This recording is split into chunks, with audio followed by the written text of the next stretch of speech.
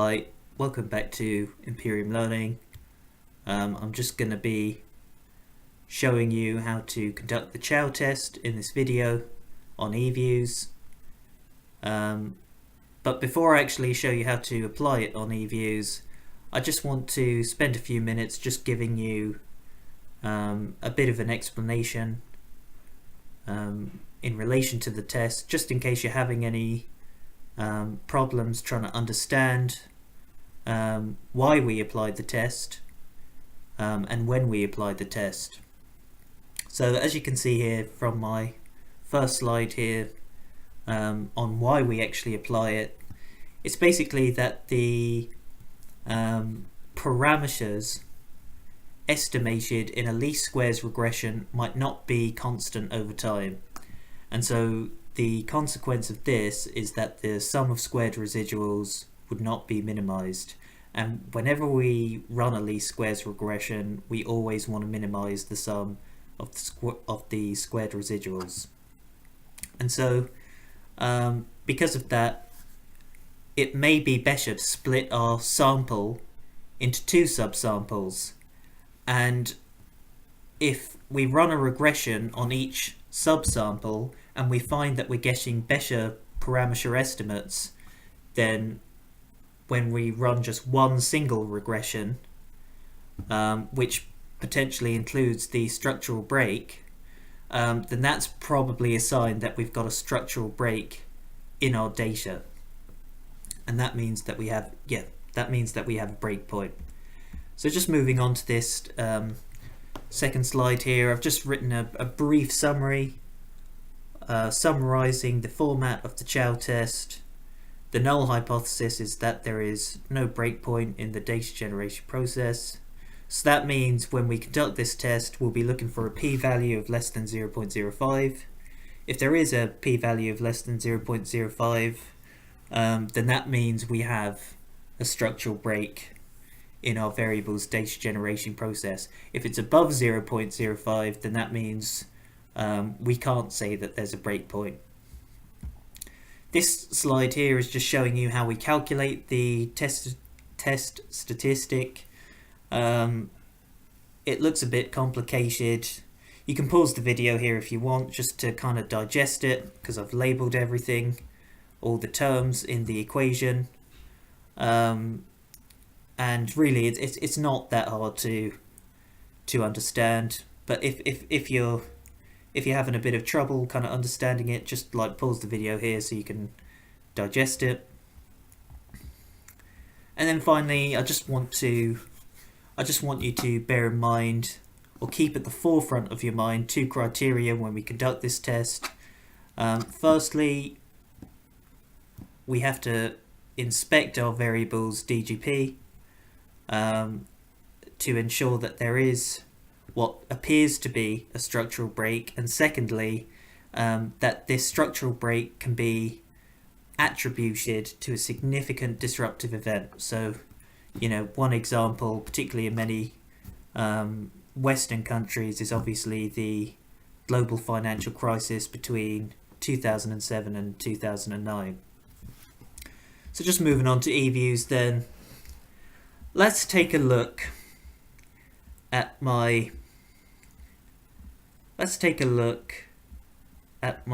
LUN GDP data. Now bear in mind, all of this data is for the UK. Now as you can see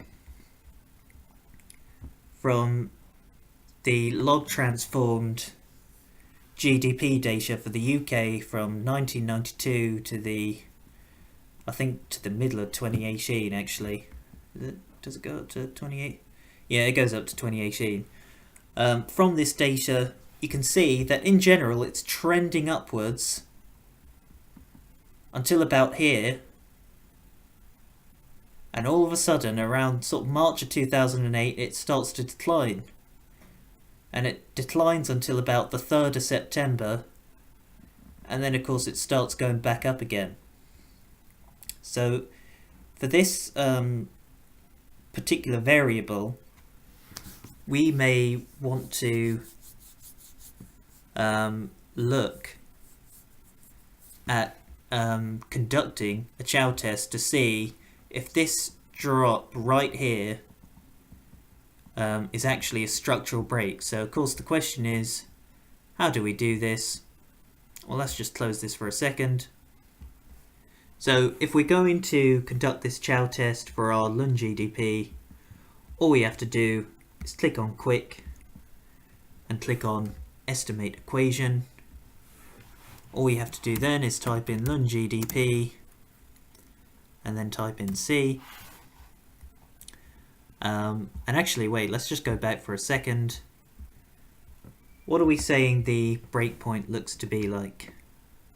What are we saying? Now, as you can see here, when I hover my cursor over the line, if you can just see that, it says 3/01/2008. So that looks like March of 2008. So if we're going to pick March of 2008 as our chosen breakpoint date, because that's when the data generation process declines. So we're just going to type in lunge EDP and see. That's all we're going to regress our variable on, just a constant. That's it.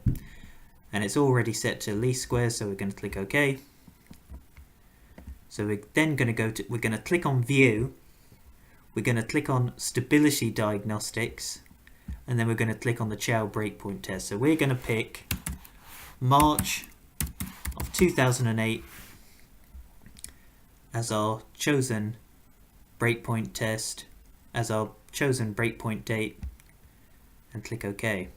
Now this is the line right here, the row which begins with F statistic. That's the value of our F statistic right there, 179.1534. Right there, that's our F statistic. And as you can see here, this is our p-value, 0.0000. That means that actually there appears to be a breakpoint at this test, at this date. So as a result, we do, at least according to the Chow test, have a breakpoint in our data. And also just bear in mind, when you're trying to present these results in the appendix of your essay, again, my videos are normally geared towards undergraduate and postgraduate students who are doing econometrics work. Try to put it in a nice table like so. I've just given you a little example here of some of the variables that I've done, just listing the variable name, listing the break date, showing the F statistic, and giving the p-value. That's very easily understood to a reader, to somebody who's going to be marking a paper. It's very easy to sort of understand when you present it in that format. So just make sure you do that. So hopefully that's shown you everything. How to firstly, when to apply the test, how to apply it, and finally to correctly interpret your test results, and also how to present it in a table. So I'll just wrap up the video here.